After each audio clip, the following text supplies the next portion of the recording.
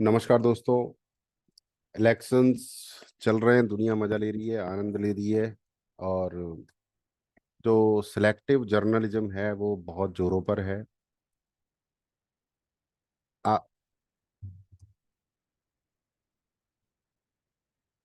आधे मीडिया परिवार कांग्रेस, आप, बाकी पार्टियों के साथ है। आधे मीडिया परिवार बीजेपी के साथ है। वो वाले उनको गोदी मीडिया कहते हैं, वो वाले उनको चमचा मीडिया कहते हैं। यही चल रहा है। देखना यही है यहाँ पे जनता कितनी समझदार साबित होती है, ये देखना है। जनता की समझदारी का टेस्ट हो रहा है ये। जैसे ये चैनल है 4 PM, मुझे नहीं मालूम डिटेल विटेल इसकी, मैं तो ऐसे ही देखता हूँ। तो ये पहले तो इसने इंटरव्यू लेना शुरू किया, तो इसने खुद ही डिसीजन दे दिया स्मृति ईरानी गलत है, न्यूट्रल नहीं थी। और फिर एक बंदा है खड़ा कर रखा है पहले से ही डिसाइड करके, तो पहले से ही सिखा पढ़ा के उन्हीं लोगों से इंटरव्यू में बात कर रही है जो विरोधी हैं। सामान्य जनता से बात नहीं हो रही। बिल्डिंग भी देख सकते हो आप, एक खास तरह की बिल्डिंग है जहाँ से बातें हो रही हैं। आज समय में सबसे जो तेज तर्रार तरीके से जो न्यूज़ चल रही है वो है अग्निवीर। आप देख लीजिए, एक नौजवान तैयारी करता है, लगातार सालों तैयारी करता है, वो सेना में भर्ती होता है और सेना में भर्ती होने के बाद उसे ये पता चलता है कि 4 साल की उसकी नौकरी है। 4 साल बाद क्या करेगा? अब ये जो आदमी ये अग्निवीर पे बात कर रहा है, ये इसको दूर दूर तक मतलब नहीं है अग्निवीर से। ये तो वैसे ही है, राजनीतिक टटुआ टाइप का आदमी है। इसको क्या मतलब है अग्निवीर से, बट ये अपनी नॉलेज फैला रहा है कि ज्वाइन करने के बाद पता चलता है। तो पहले ही पता होता है गधे, पता होता है उसके बाद भी ज्वाइन करता है, उसको पता होता है पहले से। इसराइल वगैरह में भी है ये इस तरह के प्रोसेस, कोई जोर जबरदस्ती नहीं है कि आप अग्निवीर ज्वाइन करो। आप कहते हैं जिसकी पास नौकरी है वो पकौड़े तलेगा, पकौड़े तलने का भी तो आपने स्कीम छोड़ दिया है। एक वही सरकार थी जब प्याज और तेल का दाम बढ़ने पर तो सरकार गिर गई थी। आज वही देख लीजिए, तेल आपका 200 रुपये हो गया, प्याज इतनी महंगी हो गई, गैस सिलेंडर 1200 रुपये हो गया। आप कहते हैं कि हमारे झोपड़ी के बाग खुल जाएंगे, राम आएंगे। किस तरीके मतलब ये भगवान नाम पे फिर टिप्पणी कर दी इसने। मतलब हिंदू धर्म पे तो कोई भी टिप्पणी कर सकता है।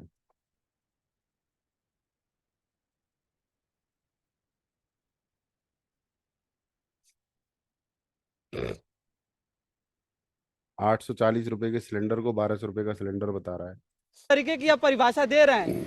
स्मृति ईरानी कहती हैं कि अगर मैं वहां उसी आदमी से दोबारा बात कर रही है। अब वो लेफ्ट में आ गया, वो राइट में आ गई। से खड़ी होती हूँ, मैं चैलेंज करती हूँ राहुल गांधी को कि जिस तरह वो आएंगे अमेठी में, अमेठी की जनता उनको नाकार देगी। आप कैसे देखते हैं इसको? स्मृति ईरानी कौन है? उनकी हैसियत ही नहीं है कि अमेठी से वो जीत जाएंगी इस बार। लो भैया, कितनी बड़ी बात कह दी इसने। मतलब पिछली बार जो जीती थी उसकी हैसियत थी, इस बार हैसियत डाउन हो गई है।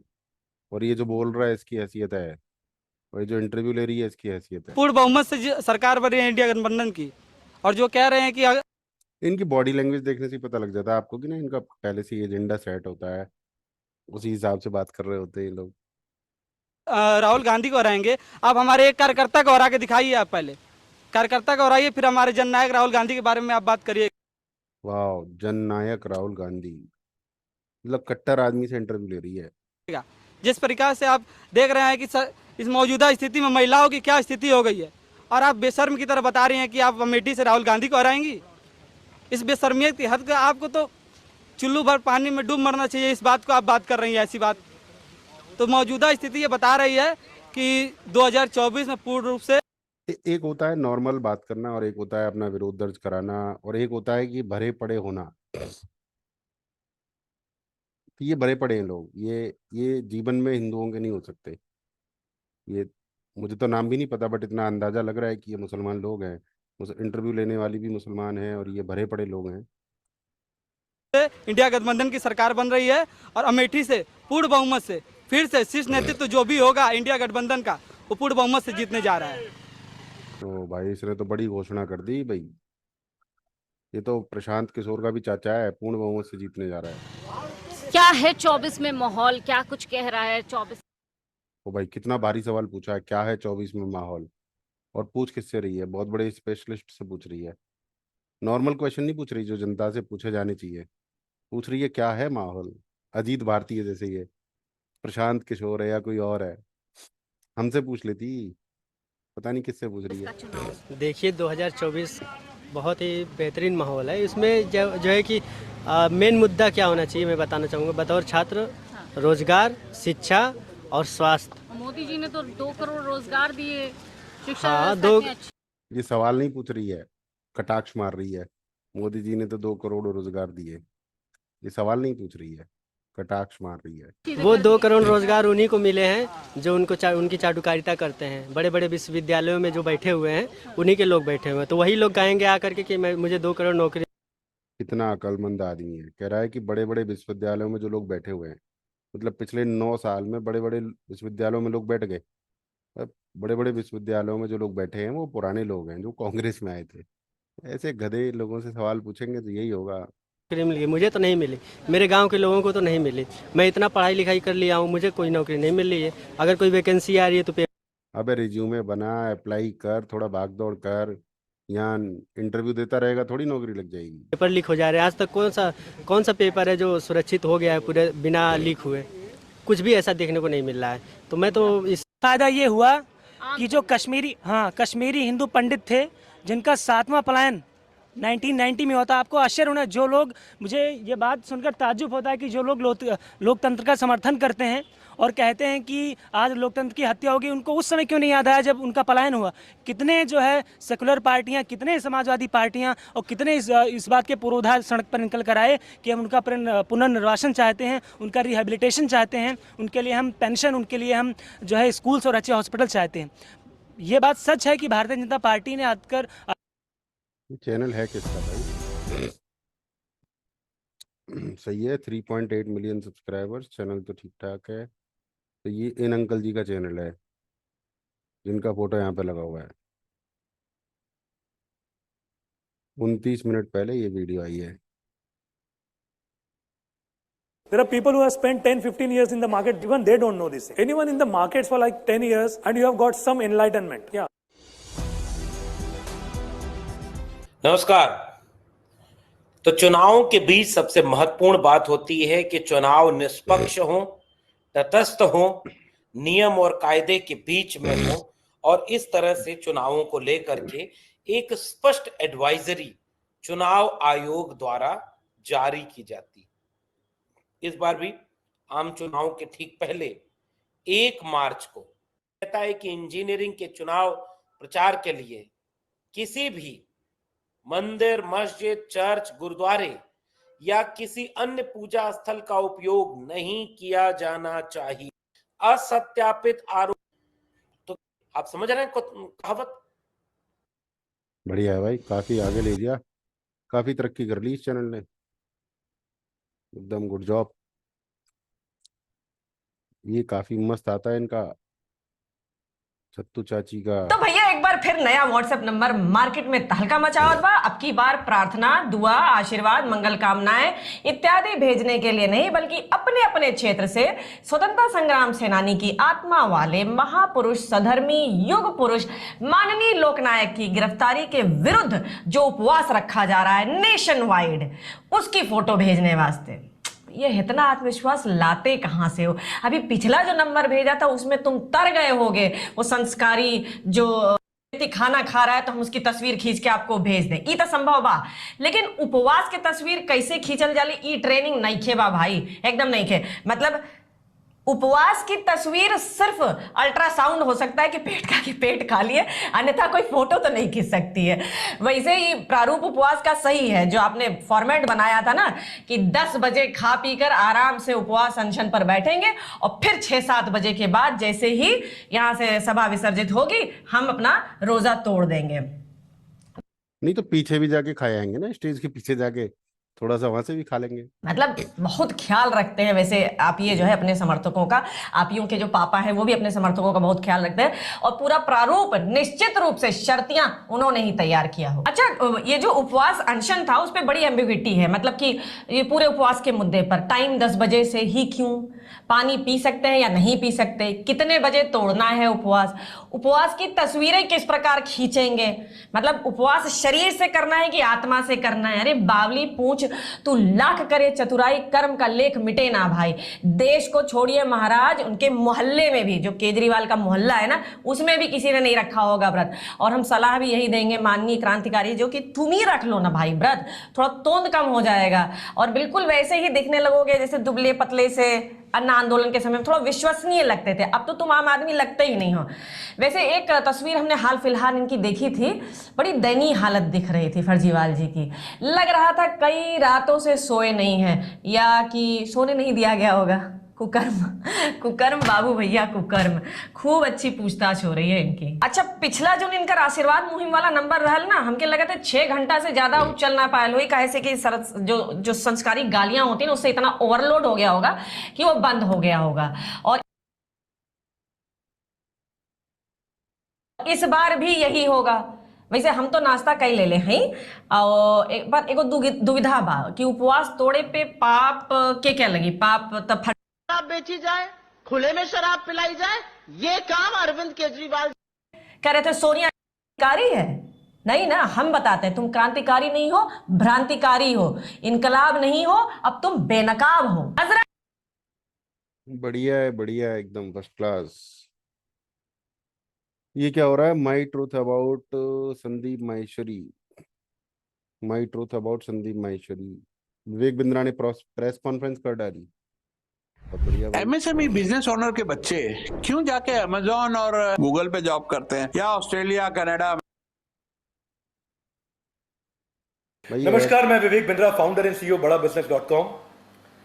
अब आज मैं सबसे पहले कहना चाहूंगा कि मैं मिस्टर माहेश्वरी के बारे में आज बात करने वाला हूं मुख्य रूप से, और मिस्टर माहेश्वरी को मैं बड़े भाई बोल के संबोधित करूंगा चाहिए। उन्होंने हमारे बारे में बहुत सारी चर्चाएं करी, बहुत सारे वीडियो बनाए, डेफेमेटरी वीडियो बनाए, जिसको कि कोर्ट ने माना। अभी हमारे बड़े भाई mister Maheshwari honourable high court गए थे। नहीं यार, संदीप माहेश्वरी ने थोड़ा सा गलत किया और थोड़ी सी जिद भी पकड़ ली थी।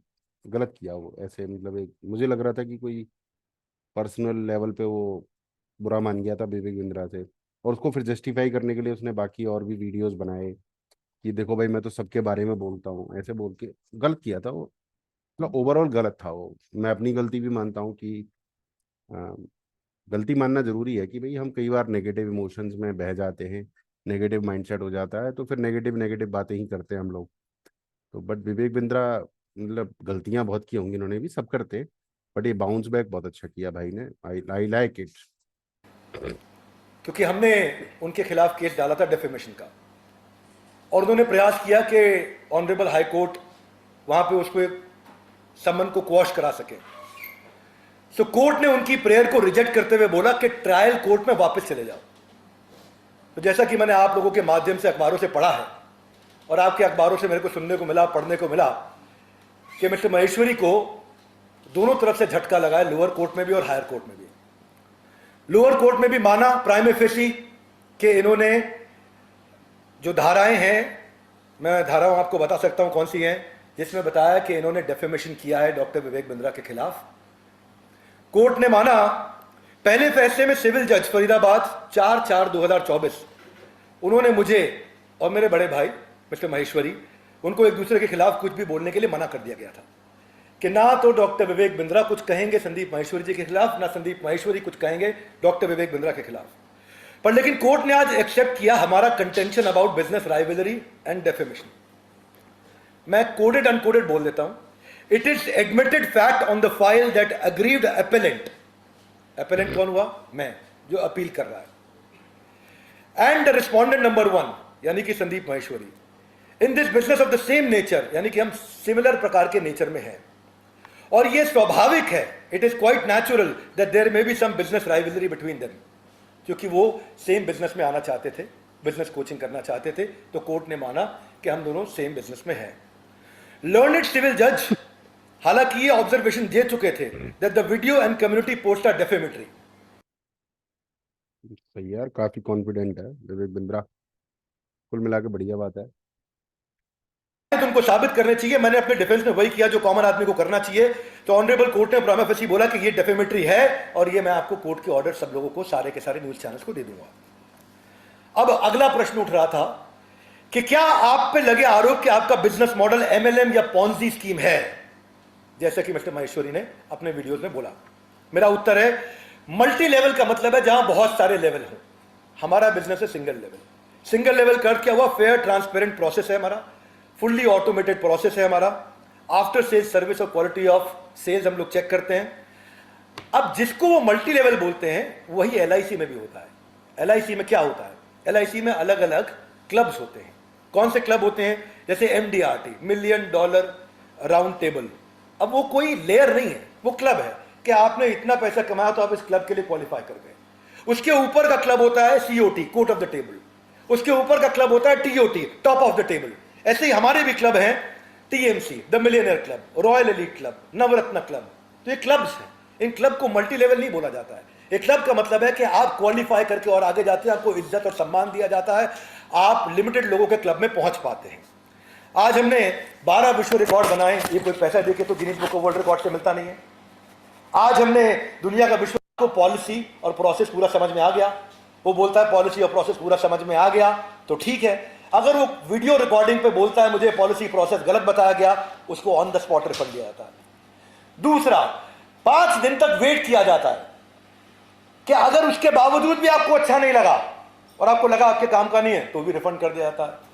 और तीसरा, 100 दिन का MBG प्रोसेस है, मनी बैक गारंटी प्रोसेस. 100 दिन तक अगर आप 3.5 घंटा काम करते हैं अर्निंग के लिए आए और अगर आप नहीं कमा पाए तो भी पैसा रिफंड कर दिया जाता है. तो हमने करोड़ों रुपया, जो लोग जिन्होंने बोला शुरुआत में ही कि मुझे मजा नहीं आया, उनको हमने रिफंड कर दिया. और उसके हमारे पास पूरा डेटा, चार्टर्ड अकाउंटेंट्स के दिए हुए सर्टिफिकेट्स हैं. अब ये इसके बाद इसको हम अपने वीडियोज है हमारे साथ में, लोगों को समझाने के बाद भी ये सब चीजें उसके बाद में उसको बुलाया जाता है. गुड, दोनों ही बढ़िया हैं, संदीप माहेश्वरी, विवेक बिंद्रा. बट लाइक पिछले 3-4 महीने में तो मुझे विवेक बिंद्रा ही ज़्यादा बेटर लगा है एज अ पर्सन. बाकी कमियां सबके अंदर होती हैं.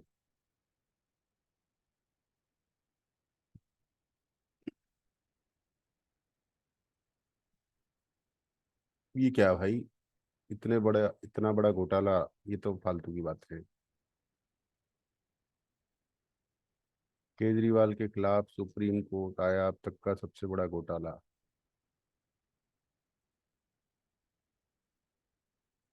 भाई ये तो ऐसे ही होगा, कोई नॉर्मल टाइप की चीज. ऐसे तो बहुत सारे चैनल हैं. न्यूट्रल पत्रकारिता देखने को नहीं मिलती है. गौरव वल्लभ के बीजेपी में जाते ही आचार्य प्रमोद ने कांग्रेस को रगड़ डाला. बहुत बढ़िया. ये क्या हो रहा है?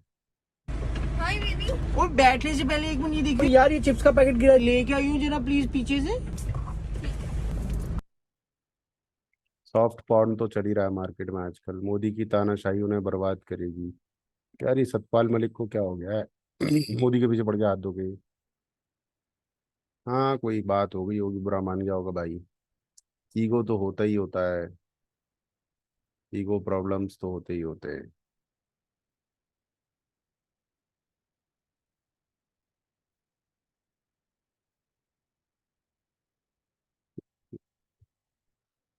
तो कुल मिला के आप लोगों को क्या इंटरेस्ट ले रहे हो पॉलिटिक्स में, जरूर बताओ. और काफ़ी अच्छे अच्छे चैनल हैं. जयपुर डायलॉग्स बड़ा अच्छा है. कोई और अच्छा चैनल हो तो बताइएगा मुझे. अरे ये चीज़ अच्छी है, इसको देखते हैं एक बार. अगर न्यूमरोलॉजी या फिर एस्ट्रोलॉजी आपको इंटरेस्टिंग लगता है और इसमें आप ऑथेंटिक और डीप नॉलेज गेन करना.